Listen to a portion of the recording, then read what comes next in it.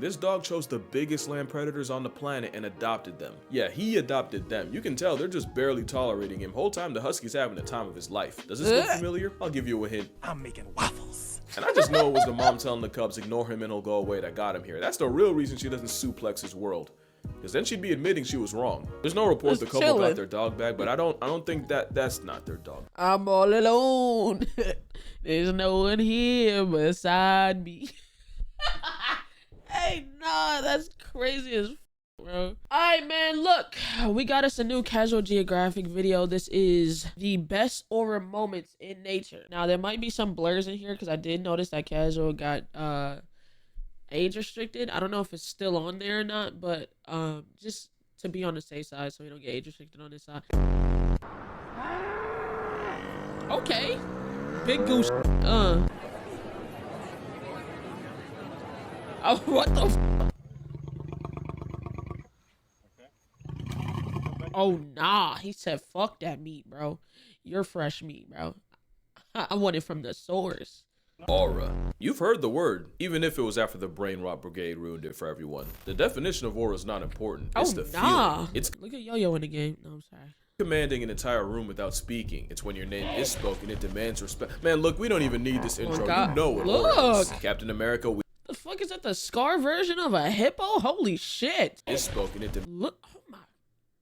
Oh yeah, I want no beef with him. Listen, I say this every time. We already don't fuck with hippos on this side. They got it. You got it, twin.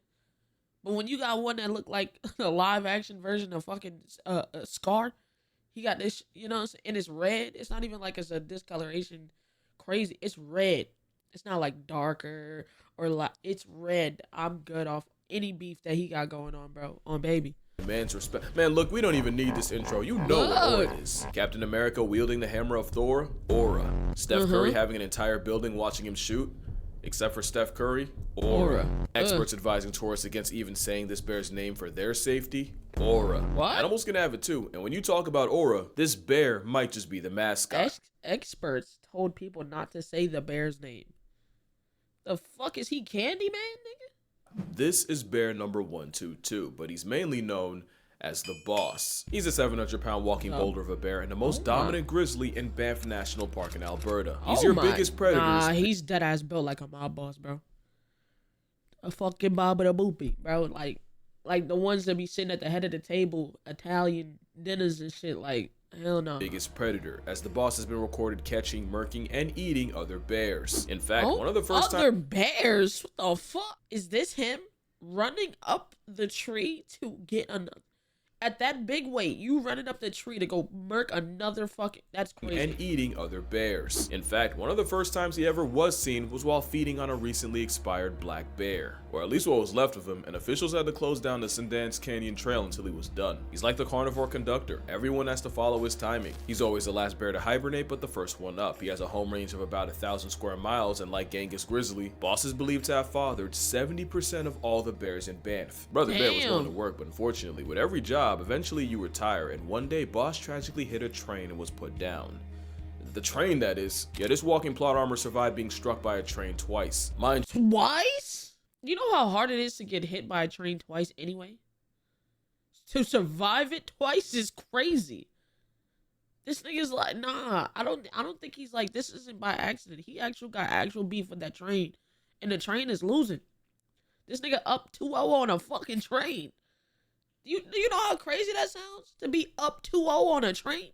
Trains are the #1 killer of all wildlife in Banff, and Boss regularly uses the tracks as a buffet line to feed on spilled grain, as well as the carcasses of other animals that weren't strong enough to survive what he walked off twice. The definition of aura is a bear covered in oil from hours spent eating off the same tracks that should have killed him. But this god of war grizzly doesn't just not fear death, he straight up disrespects it. According to Parks Canada mapping, Boss regularly crosses high-speed, heavy-traffic highways like Trans-Canada, and yeah, in case you were curious, that's another leading cause of bears getting disqualified from life. And that's not the only way he disregards death. Believe it or not, if there was something less than nothing, bears would want that to do with us. Did you not see this big-ass fucking bear breathing on your calves? Yo! The best way to avoid a bear is to make enough noise to give the bear a chance to avoid you, and mother bears will actually den closer to people, knowing that'll keep baby aborting males away. Which means, ironically, some bears choose the man. Boss chooses himself. Bear 122 is a common visitor of compost around Banff, and he even forced the town to put up a 9,500-volt electric fence just to keep him from raiding the landfills. There's also that time you had Boss breaking into backyards just to eat from fruit trees. So of course the only option was to cut down the trees. The thing is, Boss was never known to be Nigga is making the fucking community change their landscape. I'ma eat these fruit regardless. So it's either I'ma eat these fruit or you gonna cut it down the fucking tree. And to avoid the beef, they cut down the tree. Aggressive to people. To be fair, that's also true for most bears that are alive. But my theory is, he knows damn well we can't do a thing about him. Boss is a whole anime protagonist with predatory hardware, so you shouldn't be surprised that he has his own villain. One day, wildlife photographer John E. Marriott seemingly saw Boss at his worst. He could barely move, he had chunks taken out of his face, and for the first time, he had gotten got. And the most likely culprit, yeah, that would be this guy, Split Lip. Split Lip, or Bear 136, was another mountain of a bear in Banff, and Boss's #1 op. They even have the same Ursicidal tendencies. In 2015, his tracking collar stopped working, and researchers looking for it were met with Split Lip's discarded collar and a mostly eaten grizzly corpse that wasn't Split Lip. They've been running fades for years, and with both being at least over 20, this beef's likely been marinating over a decade. And with Boss estimated at 28, he proves one thing: beware the old man in a profession where men die young. In fact, even his name is dangerous. Just not in the way you think. You see, when you name an animal, you're basically personalizing them. It's one thing to do it to a dog. It's a different game for a 700-pound wild Rottweiler. It turns animals into celebrities, and if you think someone's not logic deficient enough to risk it all for a Boss selfie, yeah, Bison is more than a good buy. It's enough for experts to caution against saying his name out of fear that he might literally gain too much clout for his own good. Think about it. This bear's aura is too strong to have a name. But there's more than one kind of aura, even in the animal world. You ever get that new kid in class that everyone just rocks with? Like the popular kids, the teachers. He can make nice for half the school. Cappy. Is it capybara or capybara? Capybara? Bar. Whatever. Sitting next to a bunch of alligators is crazy. That's like your free eats. The fact that they not eating you is kind of crazy. By lunch. That's that charismatic aura, and this is the picture of it. The story goes, a couple lost their dog while hiking in Kamchatka. Remind me to tell you why that's important later, and they fired up a drone to try and find him. Oh, they did. They found him, traveling with 3 bears. There's a lot to unpack here. Number 1, bears don't live in packs. Hey, yeah, these my homies. You know what I'm saying? They help me find my way home and shit. 3? Not 1, not 2. What the fuck is this, brother bear, bro? Oh my god. The natural order for that, but that means this husky had the stones to pull up on a mother bear with cubs and didn't get sent to dog backwards. Not to mention, there are wolves in Kamchatka, meaning bears already have a predilection to canine prejudice. But speaking of Kamchatka, not only does it flex the highest density of brown bears on Earth, the constant fresh supply of salmon means they're one of the few animals alive that could maul a grizzly. So I'm not exaggerating, this dog chose the biggest land predators on the planet and adopted them. Yeah, he adopted them. You can tell they're just barely tolerating him. Whole time the husky's having the time of his life. Does this look familiar? I'll give you a hint. I'm making waffles. And I just know it was the mom telling the cubs ignore him and he'll go away that got him here. That's the real reason she doesn't suplex his world. Because then she'd be admitting she was wrong. There's no report the couple got their dog back, but I don't think that's not their dog. I'm all alone. There's no one here beside me. Hey, nah, that's crazy as fuck, bro. Especially since if I had a nickel for every time a drone caught a dog breaking bear boundaries, I'd have at least 2 more nickels than I woke up with. Oh, and it's more than just dogs. In 2018, a Polish farmer lost one of his cows, and for 2 months straight, she was unaccounted for. That is, until she was caught posted up with a herd of wild, untamed bison. What? I could make the joke here, but I don't want to give guidelines a chance. No.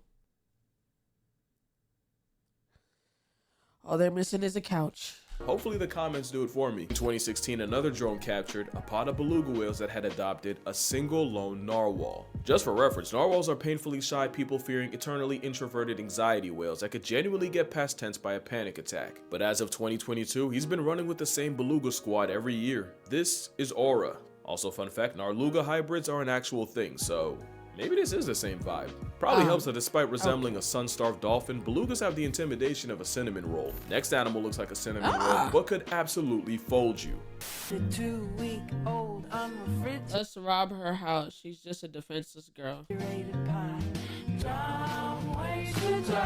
You know, when I saw this video, my first thought, that golden retriever's there strictly for vibes. Come to realize, that's not a golden retriever, it's a furry Grim Reaper. It's a Great Pyrenees, a canine insurance policy built to run fades with wolves and bears. It's old man country strength in a canine's body. If you meet someone's Pyrenees for the first time and they're all over you, yeah, that's not affection. It's basically a vibe check, and fail at your own expense, because the moment you do something they don't like to them, or God forbid someone they care about, this is Casper. He's not a ghost, but damn it if he doesn't make him. He's a 21-month-old, 85-pound cotton-tip goofball, at least according to owner John Werville. He lets chickens sleep on his head, he treats the sheep like family, and he's pretty outgoing for a guard dog. Until it's time to go out and be a guard dog. On November 3rd, 2022, 11 coyotes raided the farm in Georgia, and 3 managed to break into a pen. If that wasn't motivation enough, Casper also had a mate, Daisy, who was pregnant with 8 puppies. Casper knew what time it was. Casper he was on timing. Not only did you break into my shit, it threatened my shit that I got going on, my bit pregnant, and you threatened my kid's life too at this point. Oh, you got to die. 11v. Yo, clutching an 11v1. Did he clutch this? If he clutched this, he got to go in the record books.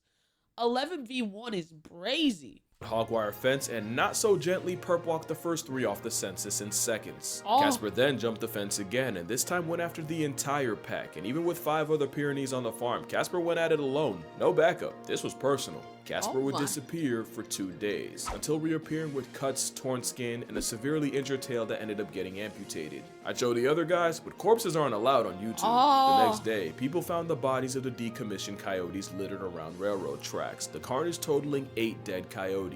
If you remember how many unborn pups they pressed, I don't believe 8 was an accident. Casper would spend 2 weeks at the emergency vet. Nigga went out 2 days and was just murking. All right, I need to go home and rest up now. Nah, he's different. He's him. Boy, I would have done everything in my power to keep this dog alive, boy.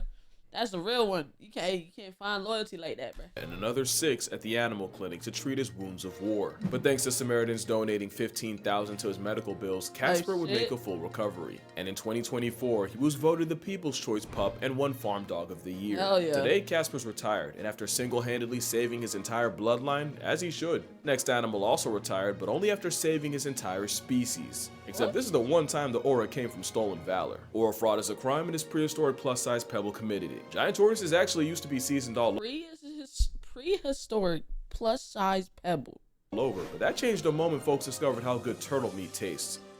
Turtle meat? It was actually ridiculous. You know, they didn't get a scientific name for hundreds of years, all because the sailors traveling with them kept eating them before they made it back to London. It got to the point where the population of giant tortoises on Hispaniola Island was 3 males and 12 females away from getting discontinued permanently. They started a breeding program, but off the bat, only 2 males were able to contribute. That was until they realized that a tortoise living in the San Diego Zoo had actually been born on Hispaniola, and DNA tests confirmed that Diego was exactly what they were looking for, and so recruited him. Diego peeped the census and immediately came to his senses. He locked in. They said, "Go Diego, go." Boy, did he ever. 3 male Hood Island tortoises were brought into the breeding program, and Sir Diego proceeded to score a career high in spreading thighs. Do turtles even have? Yes. What? With more rounds than Nick's cannon, the amorous anvil with legs spawned 900 children and fathered 40% of all the tortoises born in the program. But he was fucking. Okay. Hey, man. Real niggas do real things, I guess. I think it was fucking. Bro. Forever immortalizing him as a turtle who laid so much pipe he carried the species. And I do mean carry. There were 3 males, but one of them literally couldn't bump shells if their species depended on it. Either that or it was one of those watching turtles. Now, I'm not a mathematologist, but 3 males with one pulling 40% and the other contributing vibes means Diego wasn't the MVP. That turtle was E5, and logic says his loins were responsible for 60% of the output. But apparently Diego being a bigger, louder personality means he siphoned E5's clout, although to be fair, being named after a fucking bingo space didn't help. E5 was quiet, reserved, and rarely witnessed in the act. Meanwhile, Diego was the type to crash Keratin and let the whole island hear about it. This was a Turtle 2 man that went on a legendary run to save their species, which now numbers 2,300 on Hispaniola. Both tortoises have retired and have since been returned to their native island almost 80 years after they were first recruited. Moral of the story, there's a lot in a name. Call a bear a boss and he'll act like one. Name a shell said Turtle 2 man. That is crazy. Jockey after the spawn of Elon, you're setting both up for failure. But failure's not even a concept to the next animal, because when you talk about aura, this guy might have won himself a life supply. This is Jacob the Ion. Ion cuz he just refuses to take the L. And earlier this year, he and his brother broke a record in the most unexpected the Ion because he refuses to take the because he's a way possible. But to really appreciate how insane this is, you need to know just how they got here. Jacob belongs to a super rare population of tree climbing lions in Queen Elizabeth National Park. What was really rare was his plot armor. In 2019, 5-year-old Jacob stepped on a wheel trap, a brutal torture device meant to bring down buffalo and hippos. That'd be curtains for most lions, but Jacob managed to escape, although not without sacrificing a leg. And although he was kept alive by pridemates bringing him food and rangers eventually treating his wound with antibiotics, the chances a three-legged lion can last more than a year are low, and they were about to get a lot worse. In March 2020, 6 of Jacob's family members were poisoned by poachers and body parts sold on the black market. Being a tripod predator is already life on impossible mode. Doing that without a pride behind you is a for sure death sentence. Death seemed even more certain because 6 weeks after that, Jacob was gored by a buffalo, gifting him a gruesome puncture hole in his chest. Somehow Jacob survived everything, but the jihad of life didn't end there. Even with brother Tibu by his side, there's one big risk with being a lion without a pride, and one night, it happened. Jacob and Tibu lost a fight with a rival group of males, and as lion culture states, all losers must be banished from the territory. Problem was, the only way out involved crossing the Kazinga Channel,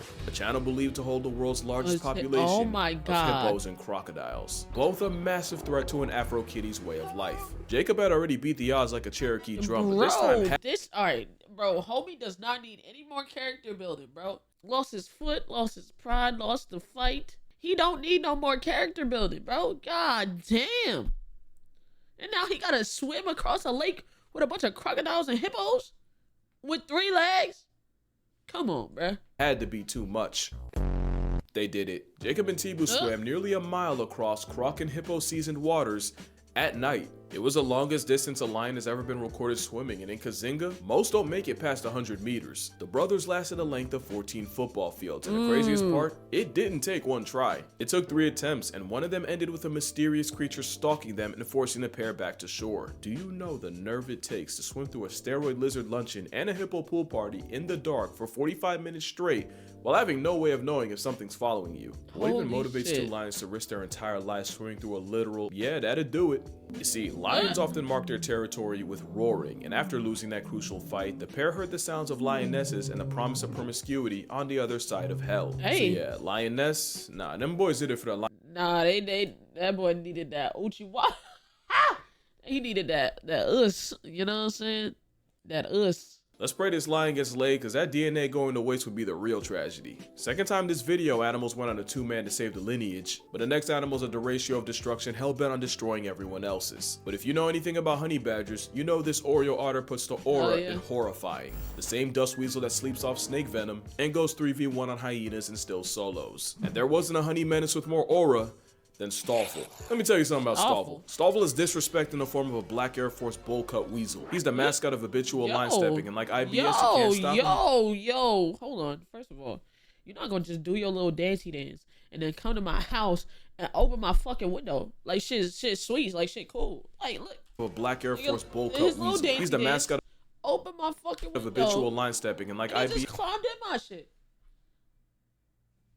What are these animals, bro? What are these animals, bro? Yes, you can't stop him. You can only pray to contain him. He was actually found by caretaker Brian Jones, credits to the weasel distribution system, but Stoffel's like a 4-legged tornado in his home, nuking the place and daring him to do something about it. Eventually, he brought Stoffel to the Mahala Animal Rehabilitation Center, and if you think being around other animals calmed this Tasmanian devil, you don't know Stoffel. There wasn't a single animal this furry thumbtack wouldn't beef with, from messing with a rhino 100 times his size, to running a fade with a serval next door, to even folding an adult tawny eagle. Bro. No foul. He'd also harass kitchen staff and help himself to the fridge. Who was gonna stop him? And it turned out Stoffel wasn't fit to be released to the wild, so this felon ferret was here to stay. Nah, nigga got his hands up like, I ain't need to do that. When he dug through an electric fence and started bullying the lions, specifically chasing the male around and trying to bite his lion bits. Oh The my lion actually God. grabbed Stoffel, but fun fact, honey badgers are built like a comeback, and loose skin around the neck meant he could turn around and bite the lion right back. He must have been feeling himself, because Stoffel ended up going back to the lions a second time and nearly got mauled to death, spending over 2 months in the animal hospital. And the first thing this monochrome crash out did, fresh out, was try to get it back in blood. And at this point, Brian knew he had to lock up his war weasel for his own good. And that's when things really got disrespectful. In his new enclosure, Stoffel climbed a tree by a wall and got out. Should have seen that coming, but then they removed all the trees by the wall. The convict spent all night bending and twisting a branch until it broke, carried it to a wall, leaned it against, and escaped again. Alright, nah, this is actually insane. Yo, he's determined. This is really a YN honey badger. What is a honey badger? Whatever the fuck he is. This nigga's a demon. That nigga itching. He had a switch with a Gen 5. Hey, bro, that shit is crazy. Again, so now all the trees were out. Low diff for the Stoff. This time he dug up all the rocks in the enclosure, stacked them high enough, and emancipated himself again. Bro. So there went the rocks, but like a fool, they left him with mud. A few mud piles later, and Harry Houdini humbled them again. Nigga. One time someone made the mistake of leaving a rake in there. Guess what he did. At one point, they thought they were bringing in a love interest named Hammy, but all they really did was literally gift him a partner in crime. Like Shadow Clone Jutsu, now there was 2 of them. There was one night Stoffel broke into his caretaker's home via rocks to the window and even tried the door. No one got hurt, but sometimes it's about sending a message. Oh Sometimes you my gotta pop out and God. show Nick. He made it clear that every second he was behind a wall was a choice, cause there's a twist. Was It a was all a choice. game. The Weasel Menace had been hand-raised by humans his entire life and had imprinted on them. He wasn't going anywhere. Fun fact, honey badgers are like the mama's boys of mustelids, with pups staying with their mothers for up to 2 years. As far as Stoffel was concerned, Brian was mama. So yeah, Yo. Casper was fueled by family, and Jacob's motivation was cocooning some tatas. This dusty sand weasel was memeing the entire Bro, time. like, look at him. He's actually grabbing the fucking shovel and putting it up on the Family, and Jacob's motivation was cocooning some tatas. This dusty Look, nigga got it like in his arm and is bringing it to where it needs to be so he can get out. Where? sand weasel was memeing the entire time, and I checked, he's still alive. He's currently 27 and has lost most of his teeth, but he still has Hammy to chew his meals for him. Stoffel even has a son named Stompy, guaranteeing that the family business is alive at least another generation. Oh But yeah, my that's what I'm doing God. for this video. Make sure you drink water, hug your mother. If you ever wanted to meet Stoffel, you should probably get on that. And I'm gonna see y'all in the next one. Every video. Yeah, your little dancey dance. Stop on Hammy. Aw. That's adorable. Hey, W video, man. Shout out that boy Casual Geographic, man. That was a good video. But other than that, like the video, subscribe, turn on notifications. And follow the streams, bro. Follow the streams. Oh, second and the gaming channel are both about to hit 50K, so go subscribe if you want to check out those channels, and I'll catch y'all the next one. Bro, this fucking pimple patch make me feel like, you know like when you dehydrated, so you get like white stuff in the corner? That's what this feels like, but it's not. I'm not dehydrated, it's just a pimple patch. But it looks, like when I look in the camera, it looks white, so. But alright, man. Y'all have a good one, man.